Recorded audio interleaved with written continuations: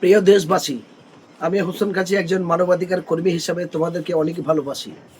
আর দেশের প্রাকৃতিক দুর্যোগ নিয়ে, নিত্য নতুন ঘটনা নিয়ে, আমার নতুন নতুন ভিডিও নিয়ে আপনাদের কাছে আসি। আমি হোসেন গাজী দেশ বাঁচাও সামাজিক পশ্চিমবঙ্গের রাজ্য সম্পাদক, সিপিডিআর ইন্ডিয়া হিউম্যান রাইটস অর্গানাইজেশনের পশ্চিমবঙ্গের রাজ্যের কোঅর্ডিনেটর। আমার নিজস্ব একটা ইউটিউব চ্যানেল আছে, নাম হলো হিউম্যান রাইটস ভয়েস। আপনারা আমার চ্যানেলটাকে বেশি বেশি করে সাবস্ক্রাইব করুন, বেশি বেশি করে শেয়ার, লাইক, কমেন্ট করুন এবং সর্বোত্তম মানুষের কাছে পৌঁছান। কারণ আমার এই ইউটিউব চ্যানেল হিউম্যান রাইটস ভয়েসটা কোনো দালাল মিডিয়া নয়, কোনো গদি মিডিয়া নয়, আর কোনো তৃণমূল, বিজেপি, সিপিএম, আইএসএফ বা কোনো দলের হয়ে দলদাস দালালি করবে না। আমার এই ইউটিউব চ্যানেলের মধ্যে দিয়ে আমরা যে কথাগুলো রাখি, আমরা অর্থ, গদি, ক্ষমতার লোভের পিছনে ছুটি না। আমরা ন্যায়সঙ্গত বাংলার হিন্দু, মুসলমান, দলিত, আদিবাসী, শিখ, ইসাই সকলের জন্য দেশের সঠিক তথ্যটা আমরা তুলে ধরার চেষ্টা করি। সবসময় মানুষের পাশে থাকি। এক্ষেত্রে কে গুন্ডা, কে মস্তান, কে পুলিশ, কে কোন নেতা, কোন মন্ত্রী আমাদের দেখার দরকার নেই। আমরা যেহেতু মানবাধিকার সংগঠন চালাই, আমাদের দেশের সংবিধান আমাদের সকল আর গণতান্ত্রিক অধিকার দিয়েছে, সকলকে সমান মর্যাদা দিয়েছে, সমানভাবে চলার অধিকার দিয়েছে। দেশের সংবিধান এখন বেঁচে আছে। অতএব দলদাস হওয়ার কোনো জায়গা নেই, কারোর হয়ে দালালি করার, গদি মিডিয়া করার কোনো জায়গা নেই। আর আমরা টাকায় বিক্রি হই না। কারণ বহুবার আমাকে বহুজন দেখেছে, বিজেপিরাও আমাকে অফার দিয়েছিল, কিনতে পারিনি। একটা সময় তৃণমূলরা বহু অফার দিয়েছিল, আমাকে কিনতে পারিনি। কিন্তু আমরা যেটা সঠিক মনে করেছি, সে বামফ্রন্ট, সে আইএসএফ, সে বিজেপি, প্রাকৃতিক পরিস্থিতির জায়গা দাঁড়িয়ে তখন তাদের সমর্থন জানিয়েছি। আজ বর্তমানে এই যে স্বৈরাচারী ফাসিস্টবাদ সরকার, তৃণমূল পরিচালিত সরকার চলে গেছে, বিজেপি সরকার এসছে, আমি হোসেন গাজী অত্যন্ত খুশি হয়েছি, আনন্দিত হয়েছি। কেন বলবেন? বিজেপির দালালি করছে, বলবেন এ বিজেপি হয়ে গেছে। দেখুন, এই তৃণমূল কংগ্রেস পরিচালিত সরকার যদি আসতো, হাজার হাজার মুসলমানদের ঘরবাড়ি ধ্বংস করে দিত, কয়েক হাজার মানুষের ঘরবাড়ি ধ্বংস হতো, দোকান লুট হতো, জমি দখল হতো এবং কয়েকশো মানুষ খুন হতো। এই 2026 বিধানসভা নির্বাচনে 50টা মানুষ খুন হয়নি, 100 ঘরবাড়ি লুটপাট হয়নি, 100 জমি দখল হয়নি, 100 অন্য কিছু দখল হয়নি, ভাঙচুর হয়নি। হ্যাঁ হয়েছে, দু একটি হয়েছে হয়তো বিচ্ছিন্নভাবে। কারা? যে তোলামূলের নেতারা সীমাবদ্ধ অত্যাচার করেছিল, সীমাবদ্ধ মানুষের বাড়াবাড়ি করেছে, heat of the to moment, যারা রাগ সহ্য করতে পারেনি তারা দু একটা কষিয়েছে। কিন্তু এই তৃণমূল আগ্নেয়াস্ত্র, বোম, বন্দুক জড়ো করে রেখেছিল। তারা ক্ষমতা জিতলে প্ল্যান ছিল সব এই মানুষের ঘরবাড়ি লুটপাট, এই ইত্যাদি ইত্যাদি ঘটনাগুলো ঘটবে। বিজেপি এসে তো সেই কাজটা বন্ধ হয়েছে, এটা তো মানতে হবে। এখন পড়ে গেছে কুরবানি নিয়ে। আমি কুরবানির ভিডিওটা আগামী কালকেরই দেব। আজকের আমার যেটা বলার, আজ 15ই মে 2026, আপনাদের কাছে করজোরে একটা বিবেকের সঙ্গে বিবেচনা করব। আজ 15 মে, পবিত্র জুম্মার দিন। আজ অনেক মুসলমানরা সারা বছর নামাজ না পড়লেও রমজান আজকের এই পবিত্র জুম্মার দিনে মসজিদে যাবেন। ইমাম সাহেবরা অনেক কথা বলবেন, অনেক মানুষ অনেক কথা শুনবেন। তাই এই পবিত্র জুম্মায় সকল মুসলমানদের আন্তরিক শুভেচ্ছা জানিয়ে বিবেককে বিবেচনার জন্য আবেদন রাখবো। বাংলার জাতি, ধর্ম, বর্ণ নির্বিশেষে সব মানুষের কাছে বলবো, বুকে হাত দিয়ে সত্যটাকে স্বীকার করুন। আজ বাংলায় মুসলমানদের রাস্তার ভিখারি করেছে তৃণমূল কংগ্রেস। আজ মুসলমানদের বাচ্চা, ছেলে মেয়ে, দলিত, আদিবাসী, হিন্দু, সেটুল কাস্ট, সেটুল টাইপ সকলকে রাজপথে বসেছে তৃণমূল কংগ্রেস। আজ একাধিক মিথ্যা মামলা দিয়েছে তৃণমূল কংগ্রেস। জাতি দাঙ্গা, বিভেদ সৃষ্টি করেছে তৃণমূল কংগ্রেস। ভিখারির পরিণত করেছে তৃণমূল কংগ্রেস। বেকারত্ব বাড়িয়েছে তৃণমূল কংগ্রেস।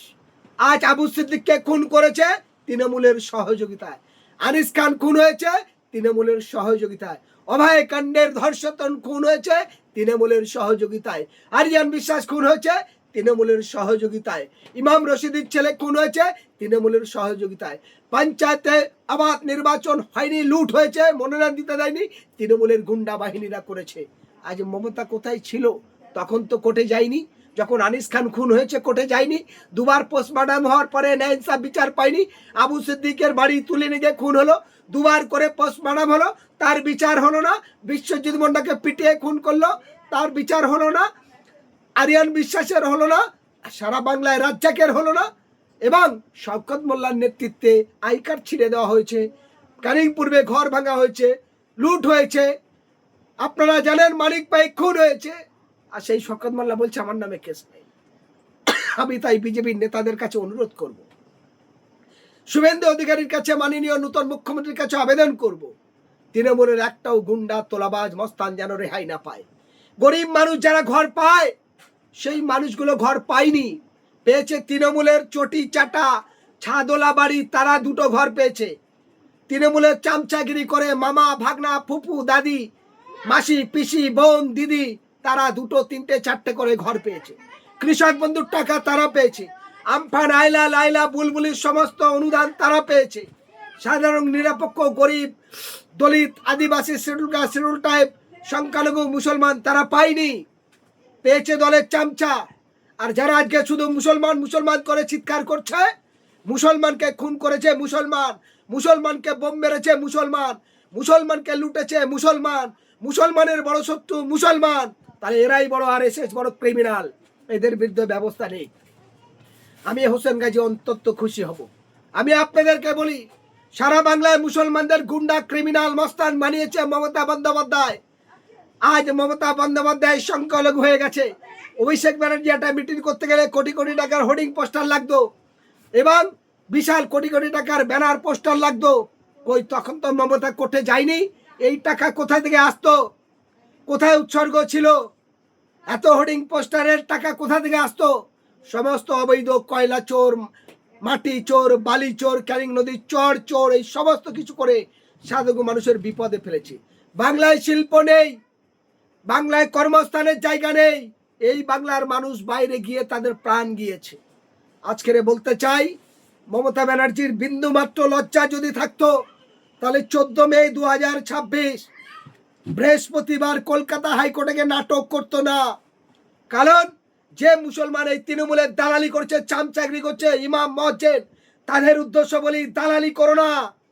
2018 সালের 16 ডিসেম্বর 2018 সালের 16 ডিসেম্বর একদিনে 550 মুসলমানদের মিথ্যা মামলা 3-4টে করে দিয়েছে, তার নাম মমতা বন্দ্যোপাধ্যায়।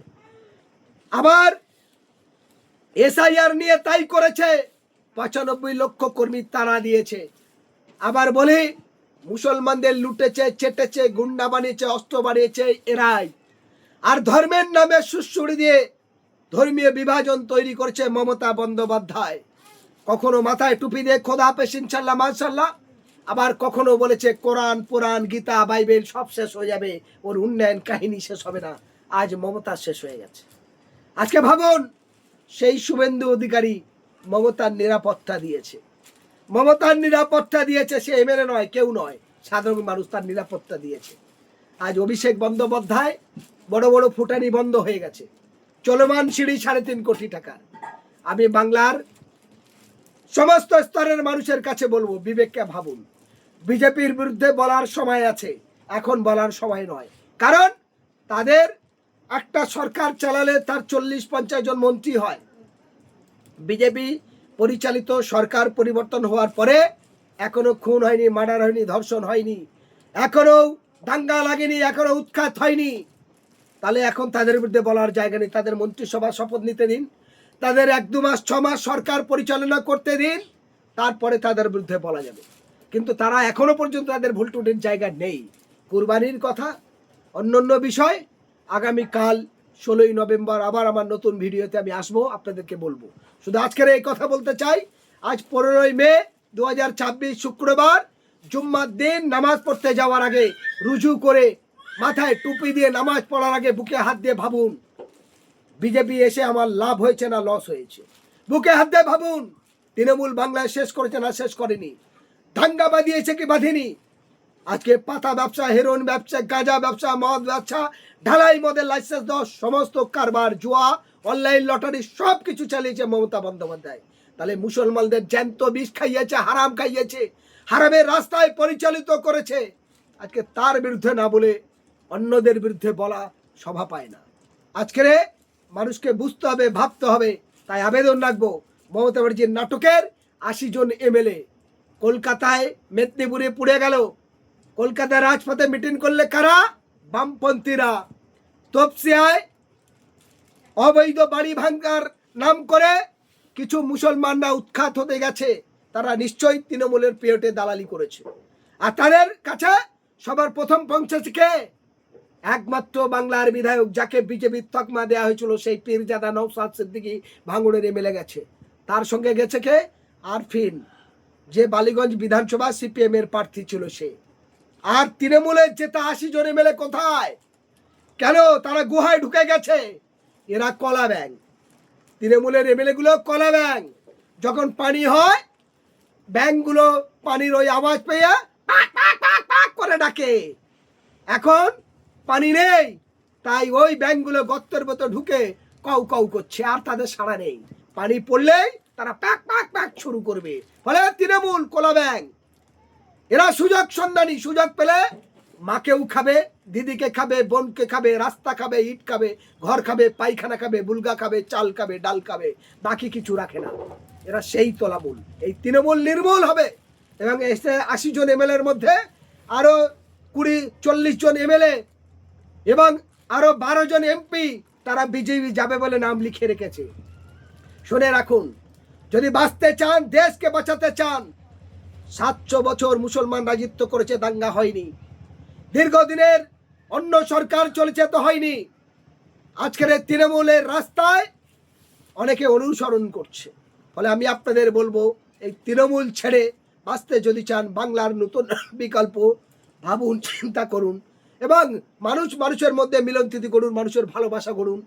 এবং মমতা ব্যানার্জির এই নাটকে কেউ ফাঁদে পা দেবেন না। মমতা ব্যানার্জির চলচ্চিত্র যেমন দলের নাম ছিল মা মাটি মানুষ, যাত্রা, নাটক, থিয়েটার, এরা বহুরূপী।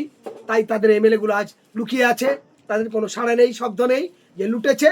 আমি বিজেপি সরকারের কাছে একটা আবেদন করব, যে রাস্তা 8 ইঞ্চি মাল দেওয়ার কথা 2 ইঞ্চি হয়েছে, তার হিসাব হোক, টাকা ফেরত চাই। যার ছাদওয়ালা বাড়ি টাকা গিয়েছে, একটা দুটো করে বাড়ি পেয়েছে, আমপানের টাকা, আইলার টাকা, বুলবুলির টাকা, তাদের হিসাব করে নোটিশ রাখ, টাকা ফেরত দিক।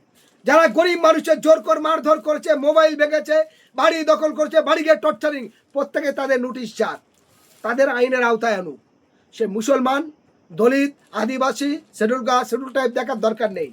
নিরপেক্ষ দৃষ্টিভঙ্গিতে তাদের বিচার হোক, তাদের সাজা হোক, এটাই আমরা চাই। ফলে মোনাফেক, গাদ্দার, বেঈমান, স্বার্থবার, এ মুসলমান বেঈমান, এদের সঙ্গে ইসলামের কোনো সম্পর্ক নেই। আমি হোসেন গাজী মানবাধিকার কর্মী হিসাবে দায়িত্ব নিয়ে রাজ্যের মুখ্যমন্ত্রীর কাছে করজোড়ে আবেদন রাখুন, নিরপেক্ষ ভূমিকায় দৃষ্টিভঙ্গিতে নিন। আর যে মুসলমান এখনো পর্যন্ত চটি ছাড়ছে, দালালি করছে, তাদের উদ্দেশ্য বলি, আপনি জানেন মহিলাদের ক্ষেত্রে 1500-এর জায়গায় 3000, বেকার ভাতা বেড়েছে, ইউটিউবারদের বেতন বেড়েছে। সমস্ত দিক থেকে বিজেপি সরকার এখনো পর্যন্ত ভালো ভূমিকা নিয়ে আগাচ্ছে। ফলে এখন তাদের বিরুদ্ধে বলার কোনো জায়গা নেই। ধন্যবাদ, সবাই ভালো থাকুন।